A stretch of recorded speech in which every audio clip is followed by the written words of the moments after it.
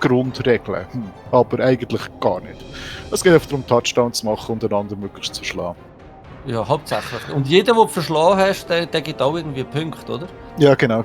Und zwar ist es so, dass man grundsätzlich, wenn man spielt, jedes Team geht immer weiter, also es bekommt Erfahrungspunkte. Kommen wir im Spiel noch detailliert drauf und tut sich nachher weiterentwickeln. Und alle haben heute gesagt, dass die sich von diesen Fertigkeiten zu einem frischen, neuen im Spiel nachher anschauen. Ja.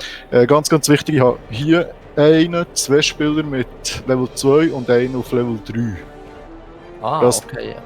Genau, wo jetzt schon gespielt, ich weiß nicht, wie viele Spiele das wir schon gemacht haben. Aber ja, Verletzungen, also zum Beispiel da der Rotter, der hat eigentlich Bewegung 5. Das ist Bewegung, so viele Felder können sie gehen. Ja. Und der auch da, und die hat, also sicher im letzten Spiel, das war am Samstag oder am Samstag, hat mir da der Judy da auf ein 5 runtergeschlagen. Auf ein 4 runtergeschlagen. 4 Menschen, ja. Genau. Und jetzt im Vergleich, Menschen ist so der Durchschnitt immer, also der Durchschnitt ist Bewegung 6, Stärke 3, Gewandtheit 3. Stärke bedeutet, wie gut dass sie aufeinander einprügeln können. Also ich habe da 4, das ist ziemlich cool. Und da sogar ein 5er, also ein Riesenviech. Ja. Und Gewandtheit ist so alles mit Ball handeln, wegsäckeln, wegdodgen, also vom Gegner weg, muss man einfach immer würfeln. Und das sind das sind die Rüstungswürfe, also ihr seht ja, da stehe ich 4, cool, dafür nur Gewandtheit 2, also Ball aufnehmen wird schon zum lustigen Ding. Aber es wird lustig, haben wir herausgefunden. Hast du bei allen Gewandtheit 2? Wie? Du hast bei allen Gewandtheit 2? Nein, 3, einfach die Krieger haben es 2. Und der Rüstung, das ist entscheidend, wie schnell das einer nachher verletzt wird. Und da ist 7 der Durchschnitt, also man muss mit 2 Würfeln 6 drauf und drüber haben. Also der Judy bzw. der Computer würfelt nachher, wenn er einen rausschlägt, und muss 9, bei dem 9 oder hier 10 oder mehr haben, damit etwas passiert. Und jetzt warten wir darauf, dass es losgeht. Das sind Amazonen extrem Durchschnitt von der Wert her. Ja, das ist einfach ganz, ganz wichtig, es gibt hier die Teams sehen alle ähnlich aus, aber ich habe jetzt zum Beispiel hier Blocken, das ist so ein Fett, und ich habe so eine Aura um mich herum, das sieht man nachher, wo alle Ballhandlungen, alle Sachen mit dem Ball wird. Ja, die ist übel. Du soll ich das und dann kannst du gesehen, da allen Spieler kaufen und genau, so. Das ist, also bei mir gibt es jetzt die Spieler, du hast am Anfang oben 1 Million. Okay. Zu gut zum Ausgeben, und aus denen kannst du dann das Team zusammenstellen. Also bei mir gibt es jetzt 4. Rotter, Bestigoren, das sind so die... also von denen kann ich so viel nehmen, wie ich will. Man sieht es da hinten. Nachher, von denen kann ich 4 nehmen. Ich habe nur 2 im Moment. Und den Nörgel kannst du nur einen haben, ja. Und genau von dieser Bestie da, das sind so die ganz grossen, da, ganz hübsche. Da kann man nur einen haben. Okay, I see. Genau, und das sind all die Fertigkeiten, die es hat. Aber das tun wir nachher im Spiel klar, es geht zu weit. Ja. Saublöd. Genau. Wichtig ist, man hat Wiederholungswürfe. Ich habe im Moment 3 Wiederholungswürfe, das heisst, ich habe 3 Würfel pro Halbzeit. Das Spiel geht 16 Runden rein. Kann ich 3 Würfel wiederholen. Okay. 3 Würfelwürfe. Und man kann immer pro Runde nur einen Wiederholungswurf brauchen. Beziehungsweise es gibt ja noch, ich habe jetzt kennen, der Judy hat einen Wiederholungswurf auf Ausweichen, aber man kann nie einen Wiederholungswurf wiederholen. Ja. Also das zweite Ergebnis ist immer, egal in welchem Fall, zwingend. Ob es besser oder schlechter ist egal, es wird zählt. Okay. Genau. Was hast du für das Team-Rating? 1030. Okay, ich bin 1370. Jetzt sollte es ja dann losgehen. Ihr seht, ich habe 3 Siege, ich glaube, der Judy hat 4 oder 5 Siege auf seinem Team. 5. Die Amazonen, die haben eben alle Ausweichen, das heisst, die sind hure gut im Wegdodgen. Oh, es geht. Und was ist bei den Tickets? Was steht bei Tickets? Oder was sind Tickets? Was für Tickets? Ja, es ist gestanden Siege, so und so viel, 3 hast du gehabt. Aha, das sind Einladungen in Turnier, ist nicht relevant. Oh, da hast du so viel mehr Teamwert. Etwa 100 mehr. Ich habe jetzt hier in meiner Portokasse, das heisst, er hat so viel mehr Teamwert als ich, dass ich da Geld ausgeben kann, und zwar 140'000. Ah, da kannst du jetzt noch zusätzliche Karten Ja, nehmen? damit Oder zusätzliche Sachen nehmen. Ich könnte da einen Igor nehmen. Bestechung. Der Igor! Ein Igor kann einmal pro Spiel eingesetzt werden, um für eine fehlerlange Regenerationswurf eines Spielers einen Wiederholungswurf durchzuführen. Ah, da könnte ich jetzt gleich noch einmal wiederholen. Den nehmen wir gerade. Okay. Ich kann nicht, normalerweise hat man vielleicht, also ein Spieler kann sterben. He? Das ist so der Worst Case von allem. Und dann können die normalen Teams, die nicht untoten Teams, ich tue das schnell die Tür zu, stören, die nicht untoten Teams können einen Apotheker mitnehmen. Und dann können sie den Verletzungswurf wiederholen. Und das kann ich nicht, weil ich Regeneration habe auf diesen Figuren. Aha. Normalerweise, als er stirbt, ist die Chance 5:1. Und bei mir ist es eben 50%, dass er regeneriert. Wenn er regeneriert, ist er aber gerade wieder da. Das sind meine Leute. Das sind die Hübschen. Die sehen aus wie Zombies. Spielen wir 7 Days to Die, oder was? Ja, sie... also Chaos ist, das sind die aus dem Warp kommen, die im Warhammer, bin ich ganz sicher. Ich bin nicht Chaos-Spieler. Und dann kommen da die Jutis Chickas. Ja, also die stehen schon ein bisschen Gräder da.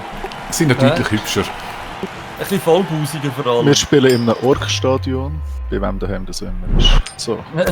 Da bei mir daheim natürlich. Ich würde mit den Orks spielen. Orks ist super. Also ich darf auswählen. Ich sehe jetzt gerade, ob ich zuerst verteidigen oder zuerst angreifen. Ich tue zuerst angreifen. Damit auch gerade richtig einen kannst draufgeben, meinst du? Genau. Und jetzt sehen wir hier das Spielfeld. Ihr seht, da hinten ist die Touchdown-Zone. Und ja. Das sind Juti seine Chickas und er macht jetzt eine Aufstellung. Jede Runde geht 4 Minuten, also er hat 4 Minuten Zeit, eine Aufstellung zu machen, die wird er nicht brauchen. Und bei ihm ganz wichtig ist, man sieht da, wenn ich mit der Maus drauf gehe, da unten hat es Ausweichen, das heisst, er kommt relativ ring von mir weg. Das Geile ist aber, mein fette Mögelbestie da unten dran, die hat Tentakel und die können ihn festhalten. Ah, alright. Aber, weil andere Leute so extrem gut würfeln, ist das nie passiert während dem letzten Ding. Oder da meine grossen Krieger, er kann die nur schlagen, wenn er nicht ein Eis hat. Und er hat von 13 Versuchen nie ein Eis. Okay. Gut, er wird dann den Ball von da hinten rüberkicken zu mir und ich nehme nachher den Ball auf und versuche ihm einen Touchdown zu machen. Ich habe 8 Runden Zeit und dann ist er dran. Kannst du mir noch einmal schnell sagen, was bedeutet das GE? GE ist Gewandtheit. Das heisst, bei mir 3, das sind dann meine Rotter oder da hinten der Bestigor, ein 3 muss man grundsätzlich für ein 4 würfeln, für irgendetwas zu machen. Achtung, es gibt mega viele Modifikationen, aber das ist der Grundsatz. Ja. Bei mir 2 ist es immer schon gut aus. Ja? Der Durchschnitt ist vom Mensch her, das ist überall ein 6 dann, oder was? Oder? Nein, 6, 3, 3, 8 ist der Menschdurchschnitt. 6, Also, 6. Der, den du jetzt gerade links siehst, ist eigentlich Durchschnitt Mensch. Ohne irgendwelche Fertigkeiten. Ah, okay. Und er ist Mensch, oder? Ja, Er hat das. Aber er hat nur Rüstung 7. Das heisst, eigentlich wird er viel schneller verletzt. Aber da er überall ausweichen und jetzt noch extrem gelevelte Dinge hat, wo er überall noch Blocken hat, kann ich ihn meistens nur bei einem Resultat auf einem 6-seitigen Würfel überhaupt umschlagen. Okay. Alright. Also ich weiß nicht, ob er das überlegt. Ich sage jetzt mal, was er wahrscheinlich überlegt ist. Ich darf ja anfangen. Ich werde in die vordere Reihe zurückstehen, aber die hintere Reihe bleibt stehen. Das heisst, da gibt mir kaum Platz, mich zu bewegen. Ah, okay. Jetzt kannst du dein Team aufstellen. He? Genau.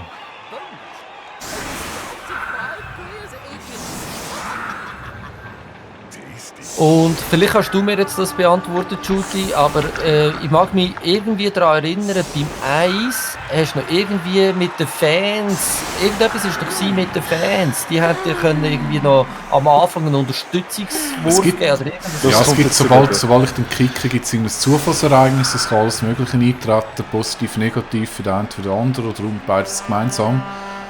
Das andere ist, wenn du jemanden über den Spielerrand rauskickst, dann tun die Zuschauer den niedertrampeln und dann wird er K.O. im dümmsten Fall verletzt oder tot sein.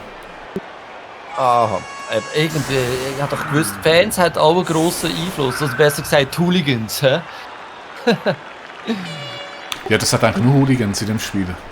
Es hat nur Hooligans, das ist ein Hooliganspiel. All blutrünstig. Und dann hat links und rechts hat es so Zahlen, 8, 7, 6, 5, 4, 3, 2, 1. Zuoberst oben hat es so eine Karte. Was bedeutet das? Also das sind oft die Markierungen von der Linie bis zum Touchdown. Vom Mittel bis zum Touchdown. Und die Karten, das sind die Wiederholungswürfe, die du meinst.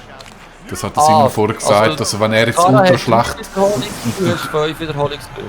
Genau, okay. Wenn er einen Double School macht, das ist immer ganz übel, das sehen wir dann nachher. Dann kann er zum Beispiel wieder so einen Wiederholungswurf machen. Er macht das sehr gerne, ja, er hat gerne so das Zeug. Aber sonst irgendwelche Aktionen, die schief gehen, kann man so einmal pro Zug, so jetzt muss ich schnell schauen, wo ich anklicke. Er hat einen Spieler, der gut ist zum Aufheben. Das ist der da hinten. Der da ist... Und sonst ist er sehr gleichmäßig aufgestellt, oder? Eigentlich kommt es überhaupt nicht darauf an, wo ich jetzt anspiele, weil er ist so gleichmäßig aufgestellt, dass ich sage, ich mache jetzt möglichst weit weg, ein bisschen von seinem Aufnehmer, damit er ein bisschen rennen muss. Ohne irgendein Skill geht der Ball über auf das Feld, das er da hat.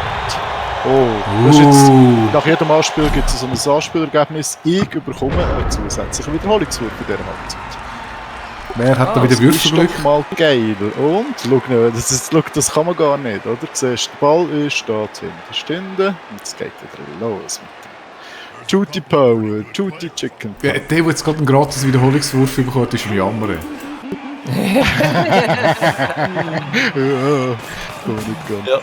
Ja. Und jetzt ist es so, das kenne ich vom Eis her, eben, du kannst ohne Würfe irgendjemanden hinlaufen, aber wenn du weitergehst, und eben dort zeigt es dir das an, dann musst du eben würfeln, um zu schauen, ob du das schaffst. Ja.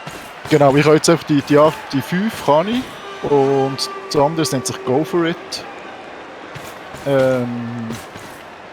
Go For It heisst das. Genau, aber dann muss ich würfeln und wenn ich ein 1 habe, dann wird es mir ranzen. Und jetzt ganz wichtig ist, ich mache jetzt zuerst mal alle Würfe, die ich nicht muss würfeln muss.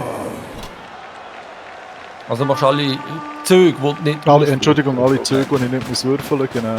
Ja, je höher das Risiko ist eigentlich bei einem Zug, umso mehr ans Ende von deinem Gesamtzug solltest du das legen.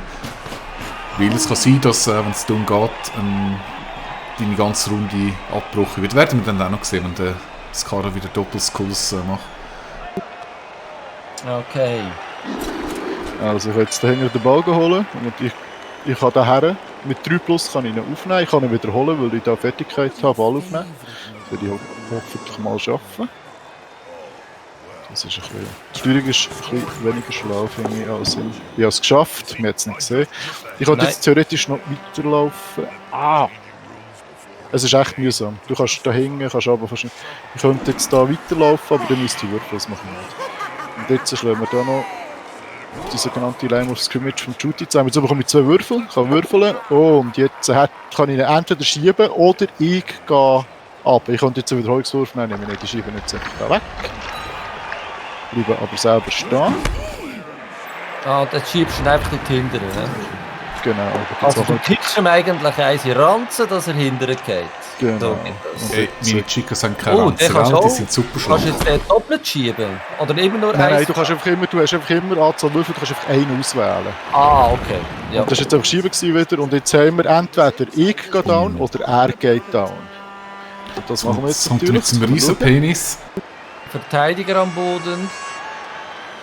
Und jetzt? Hoffen wir, es kommt nicht Übels. So, jetzt haben wir den umgeschlagen und jetzt habe ich noch einen sogenannten Blitz gut. Also das heisst, man kann grundsätzlich nur das benachbarte Feld angreifen. Wieso hast du jetzt einen Blitz bekommen? Das hat immer jeder. Den hast du immer.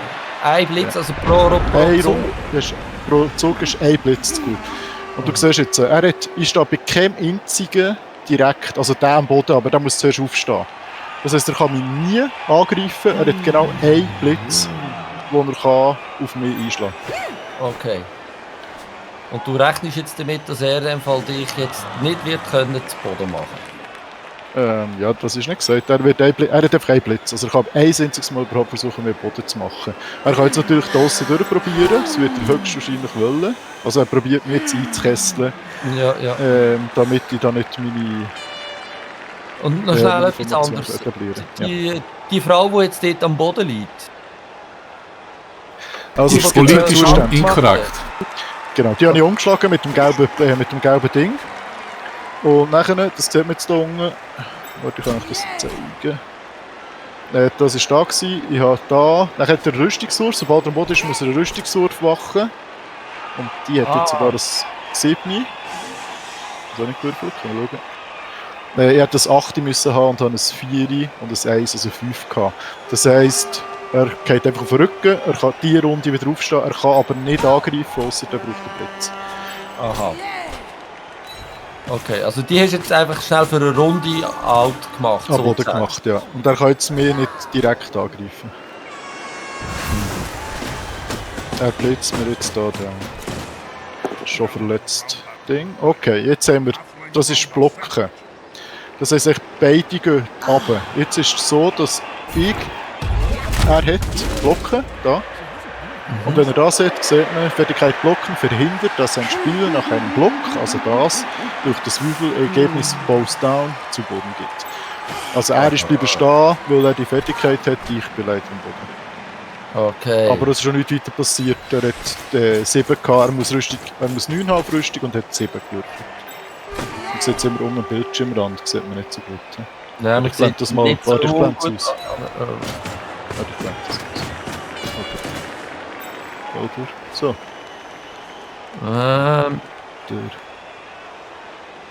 Nimm's doch weg, komm, nimm's doch weg. Oder so ist besser, ja, so ist besser.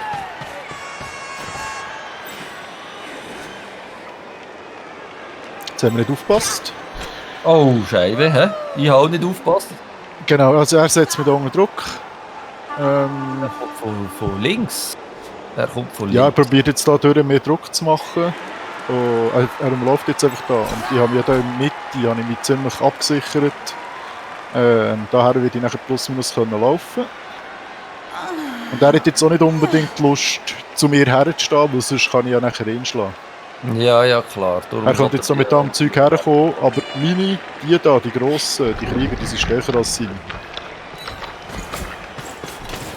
Also das heisst immer wenn Stärke gleich ist, also Stärke 3 auf Stärke 3, gibt es einen Würfel, den ich bekomme. Wenn die Stärke höher ist, also bei mir 4, bei ihm 3, bekomme ich 2 Würfel und darf einen aussuchen, das was ich vorher hatte. Und er hat jetzt hier 2 bekommen, weil er da mit dem da noch gesupportet hat. Also der streift 3. Der hat ihn unterstützt, okay. Jetzt ist er noch fertig. Genau. Der war 3 auf 3 gewesen, eigentlich.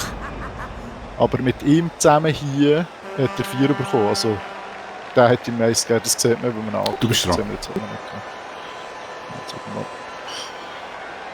wir das wir können. Wie kommen wir raus?